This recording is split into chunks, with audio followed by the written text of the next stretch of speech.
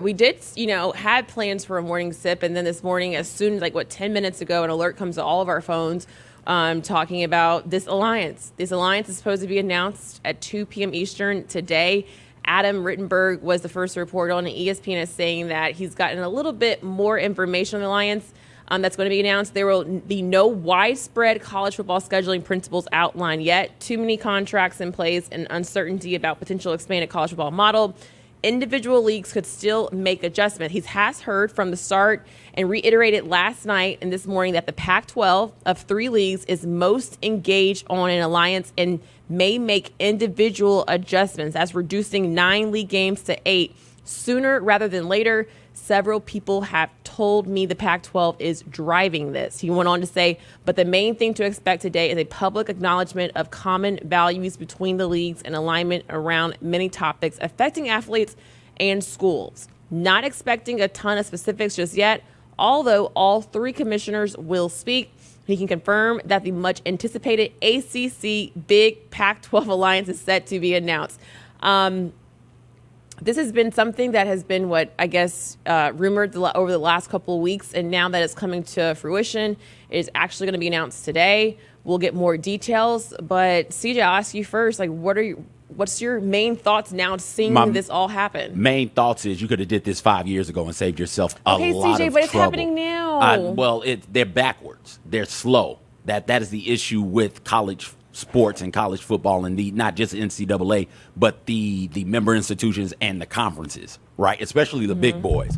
When you see all this money is being thrown at you, you have to look up and say to yourself, listen, man, if I am the Big Ten, for instance, why do I have Ohio State, Wisconsin, Penn State, Michigan State? Why do I have them playing the likes of, and Robbie told me to stay away from Southeast Missouri State. I love you, Southeast Missouri State, so I'm not going to mention the name. But why am I having them play the likes of Troy State, Louisiana Lafayette, San Diego State, Howard, and Delaware, right? Why am I having them play those games in marquee time slots at noon, at 3? You get what I'm saying? Why am I not using that brand to maximize eyeballs on my product? That they could have came up with an alliance and said, you know what?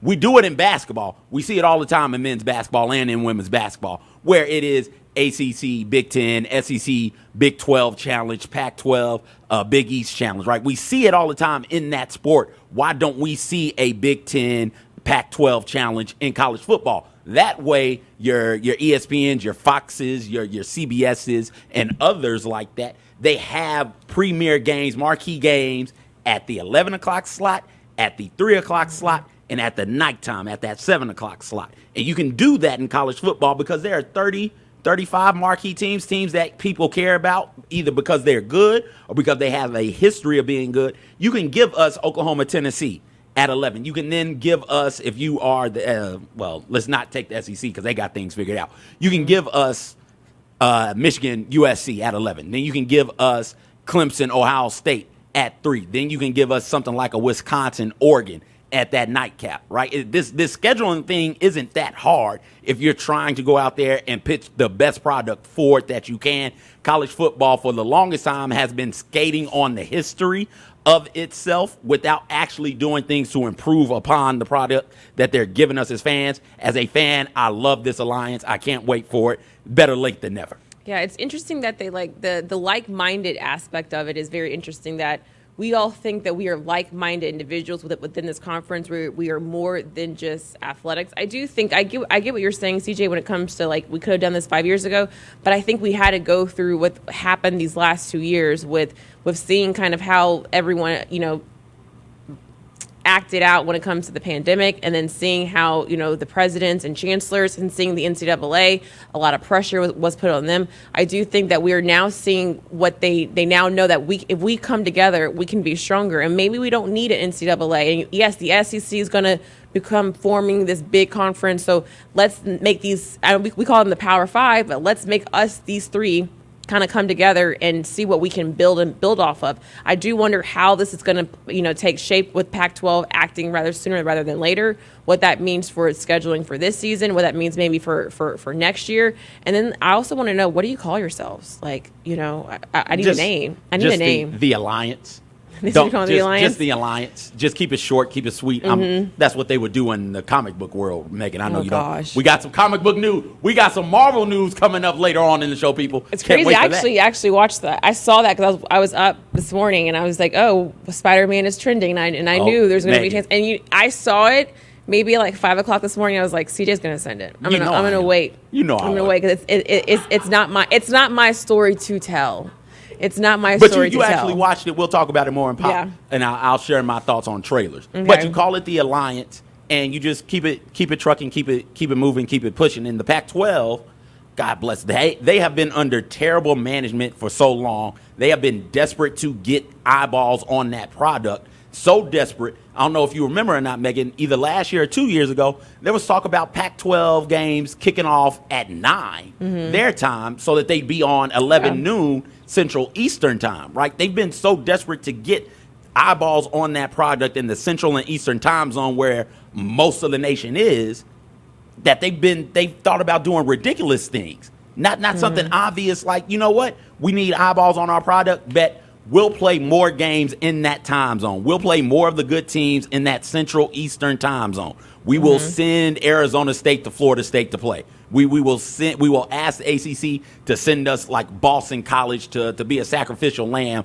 to Oregon, right? Just to try and get eyeballs on our product. No, they've been thinking about doing ridiculous stuff. A lot of this scheduling issues also, Megan, this team's trying to get 7-5. Teams trying to be 8-4, right? So they can say, hey, we had a good season. We went to a decent bowl. They didn't want to play necessarily the better teams or teams on their level in college football. So if you're Indiana, right, you're a Power 5 school, but let's face it, you're not one of the premier teams in your division, let alone in your conference, although they're on the rise. But if you're Indiana, why the hell would I, as Miami, want to play Indiana? They can actually beat me, and it's not going to look like a good loss. And if I beat them, it's not going to be seen as an impressive win. So why am I putting myself out there in that way? If I'm Miami, I come off better playing Florida International, right? And now we've got this garbage game on TV where Miami's going to be favored by 29.5, 30 points instead of playing games with people in your weight class with fans who care about it. This is about the money now. This is no longer about, hey, how do I get as many wins as possible to get bowl eligible? It is, hey, for the sake of my conference, how do I put as many quality games on TV as possible so that we can get the money? And I'm all the way here for good college football games. I love college football, Megan. I will watch Michigan beat the hell out of Ohio. I will watch Wisconsin run wild on Southern Illinois. But if you can give me Michigan versus North Carolina, Wisconsin versus Florida State or Florida or something like that, that is a much, much, much better game than Michigan versus some other MAC school. There's so many options that with this alliance, if it all comes to fruition, you don't know who's going to play who, but you have 40 schools across these 3 conferences where you figure out where you alternate or you figure, one will play one Pac-12 school, then you play one Big Ten school, then you play the ACC will still play their 7 or 8 conference schedule. And then how does that shape the networks? There's so many questions at the networks. As you mentioned, the college football playoff. Will playoff be controlled by conferences at that point? Will conference games be more important than the playoffs? I'm pretty sure, and I'll lean on the RSI department for this, but I'm pretty sure the college football playoff, the FBS playoff, is run by the FBS. It's not run by the NCAA. And am I wrong? It's not run by. It's not run. That's an NCAA sanctioned thing. That's not, because the playoff committee is like all of the chancellors and athletic directors all together voting every single day. So the NCAA doesn't have any type of like hold on that. So like this again furthers the break there if that's the case. And what do you think Mark Emmert's saying right now? What is he doing? What is he doing in his office, and what kind of phone calls is he having? Counting his millions, right? That's what Mark Emmert and the NCAA has been doing, counting their billions. That's why this has been so preventable. We saw this. Megan, I saw this coming 7-8 years ago, which means ESPN, Fox, and the television companies saw it coming 10-12 years ago.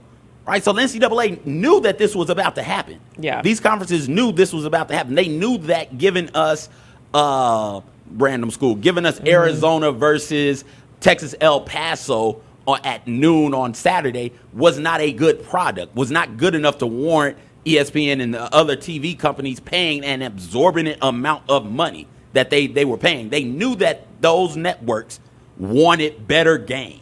They knew that. That was a sticking point for them. They had talked about that, and they didn't give them better games. Mm-hmm. They refused to until now, and they only did it now because allegedly, ESPN got in Texas's and Oklahoma's ear and got in SEC's ear and was like, yo, y'all join, and the ACC, we can get this going. This is going to be really tricky for the ACC for whatever this happens when it comes to network, because the ACC network just launched. Like it has, I think it's been over a year since the ACC network launched, and their contract is until 2036.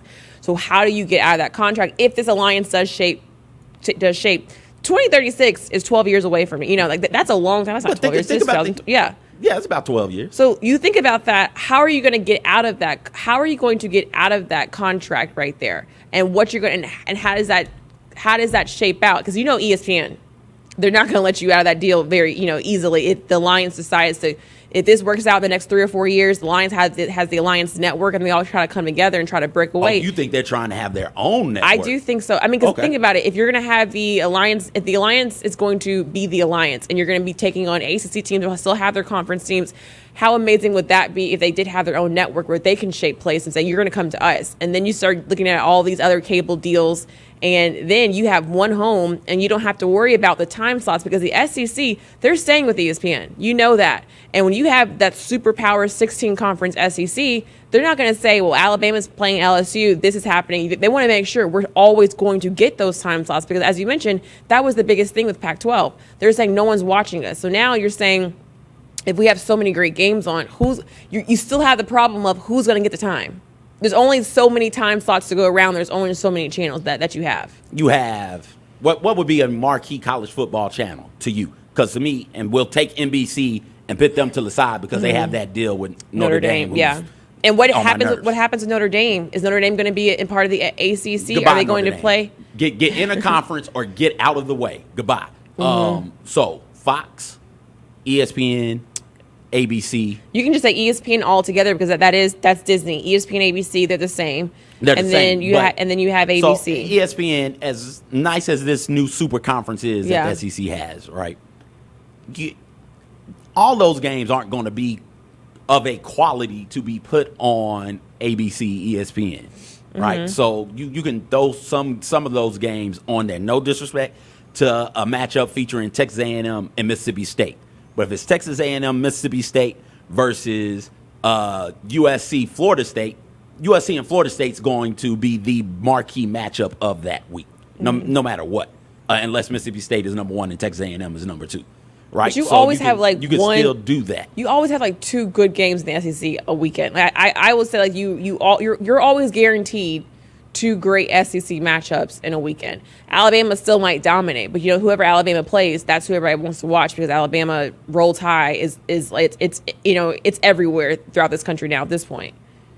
But that's still only 2 good games, right? When you stop and think about it, and you think about the breadth of the college football networks, and you think about the breadth of time slots, right? You can have. We see it every weekend, and we're going to see it here coming up this weekend and next weekend with the start of college football season rolling through. You've got 5, 6, 7, 8 games featuring Power 5 FBS schools at 11. You got 5, 6, 7, 8 games at 3. You got 5, 6, 7, 8 games at 7 as well. And it's just we pick the marquee matchups that we put on like TV. But you still have various streaming apps. You still have like ESPN2 and ESPNU and those types of networks as well. You still have Fox Sports. FS1. So you still have those networks as well. You can get on one of these networks if you're we're calling them the Alliance. You can still get on one of these networks and make a decent chunk of money. I think what's going to happen though, Megan, and I could be wrong, I don't think they would form their own network. I think that they'll just give their existing networks a better product, right? Because if all of a sudden you've got everybody's playing Power 5 schools in this Power 5 conference, you still have a good matchup with Washington State and, and Iowa, right? That is a much better matchup on the Pac-12 network or on ESPN3 or something like that than a matchup with Washington State versus East Washington State. You know what I'm saying? Those are two completely different teams, two completely different fan bases in East Washington State and Iowa.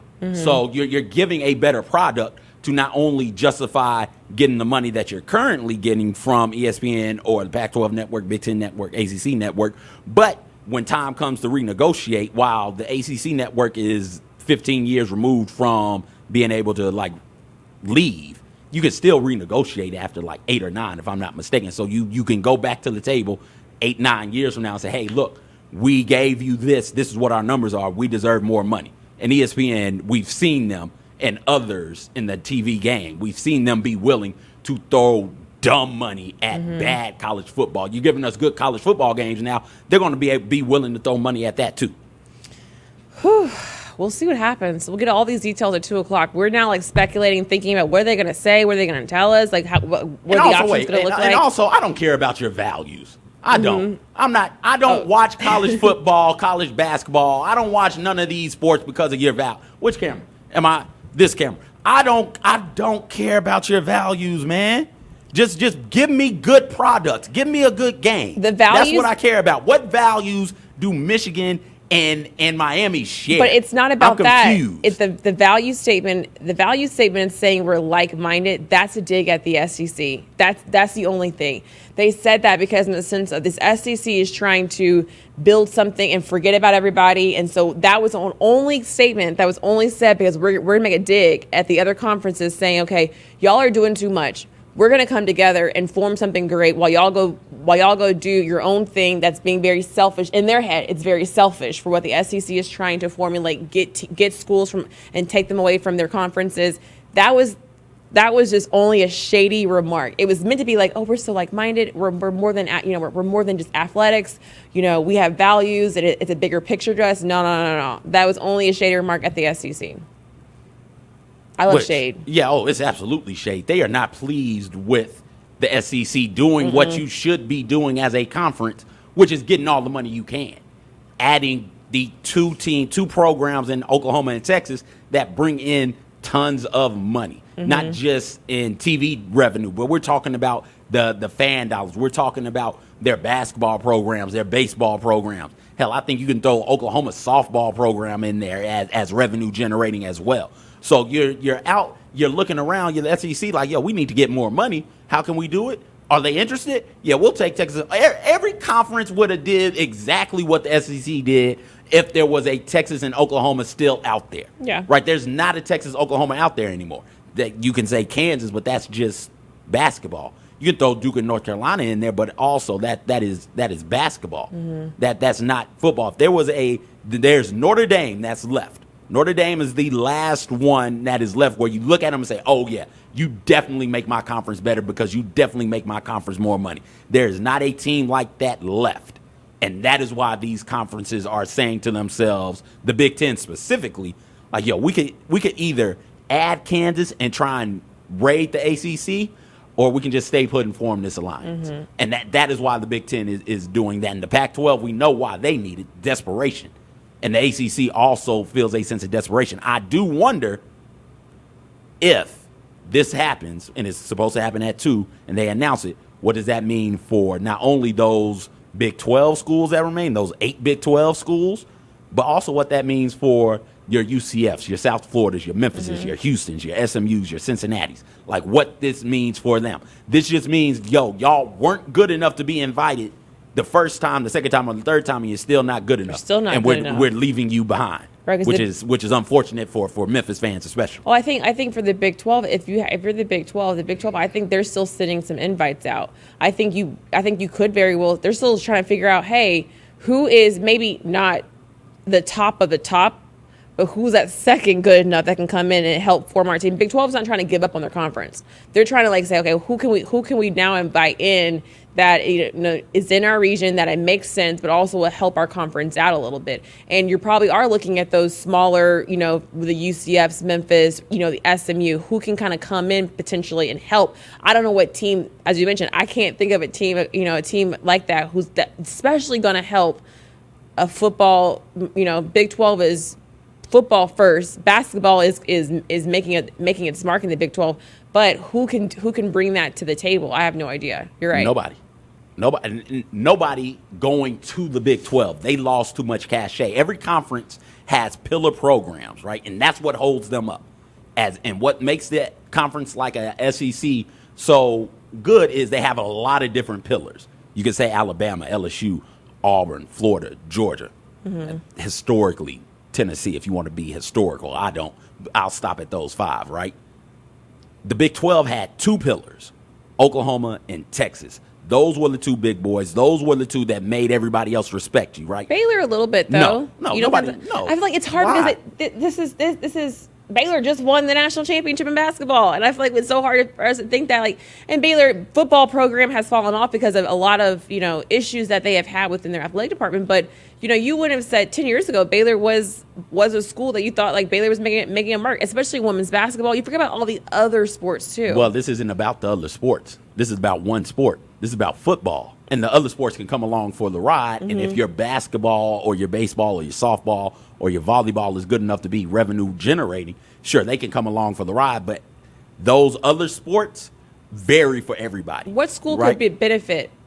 Is there a school, maybe not, you might not think it's good enough for, the Big 12 might not think it's good enough to come in, but what school could very well benefit going into the Big 12? And because you still do have your Texas Techs, and yeah, they're not amazing like you have Alabama, LSU's, and Florida State, Miami, but still who is right there on the cusp, There's there. Not one. There's not one. The one if I had to give an answer, I'd say Kansas on the strength of basketball. The others are just Kansas, or the other schools in the Big 12 were just Oklahoma football and Texas football and Kansas basketball's homeboys, right? They just came they just in the party because of who they know. As nice as Oklahoma State is, as good as great as it is that Baylor basketball, men's and women's, is really good right now. And Baylor football has shown an ability recently to be good. You can't bank on Baylor football being good every year, and not just being good every year, but bringing in big-time money like you can with a Notre Dame or a Clemson or a UCLA football or Oregon football, right? That's just two different brackets. It's 2 different brackets, but I do feel as if you can help shape a school. There's several schools who can benefit from going to potentially a different conference, like the Big 12, who can move in, but who can help shape it. I think we're still stuck on, okay, no one else is living up to that level, but no one else can be a Clemson, no one else can be an Alabama, but who can help shape and get better, and who can see some benefits of going into it. The issue with that, Megan, is you need a Clemson or an Alabama or an Ohio State. You're not going to get that. At that point, you're not going to get it. So what's the second option? The second option? God bless them. I don't know. Good luck. There's got to be another second option. There's got to be, if you're in the Big 12 and you're trying to save yourself. Yeah. But it's clear that nobody else is rocking with you. It is clear that, one, SEC isn't, because SEC already got the 2 best teams in your conference. It's clear that the Big Ten isn't, because in the Pac-12 and the ACC isn't, because they've already formed their alliance and they left you out. I don't know if you guys know geography or not, but there's a lot of space between California and Pennsylvania, right?